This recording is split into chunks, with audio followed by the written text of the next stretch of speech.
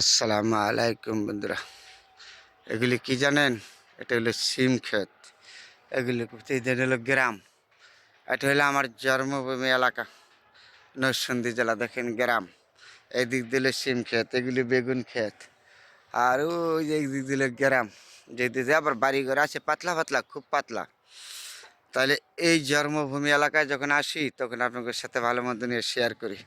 যেদিকে তাকাবেন মাঠ ভর্তি ফসলাদি, এই দিক দিয়ে বাড়িঘর, এদিক দিয়ে মাঠ।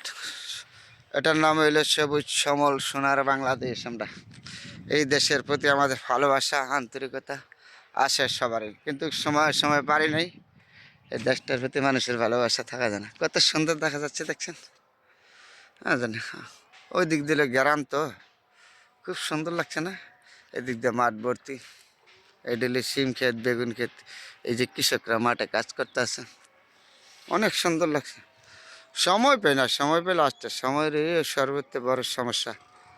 সময় যখন সময় পাই তখনই চলে আসি। এই যে ডালবার শস্য ক্ষেত, বাড়িঘর, গ্রামের মানুষ বাইরে রোদ্রে তাপে বসে রয়েছে। এই রাস্তা দিয়ে আবার রিক্সা চলে। সময়ের অভাবের কারণে অনেক সময় আসতে পারি নাই, না আসার কারণে সময় পাই নাই। কর্ম নিয়ে ব্যস্ততায় থাকি সারা বেলা। এবারে ভুলা যাবে না, গ্রাম তো ভুলে যে থাকতে পারবো না। গ্রাম তো গ্রামও, গ্রামের প্রতি ভালোবাসা আন্তরিকতা আছে, থাকবে। এটা হইলে সবাই যত কষ্টই হয় গ্রামে আসতে হবে, তাই না?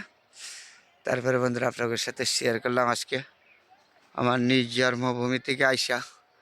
খুব সুন্দর এলাকা, যেদিকে তাকাবেন এদিকে সবুজ শ্যামল। যখন আসি গ্রামে আপনাদের সাথে শেয়ার করি ভালো মন্দ নিয়ে। সবাই ভালো থাকবেন বন্ধুরা, আমার জন্য দোয়া করবেন, আপনাদের জন্য দোয়া।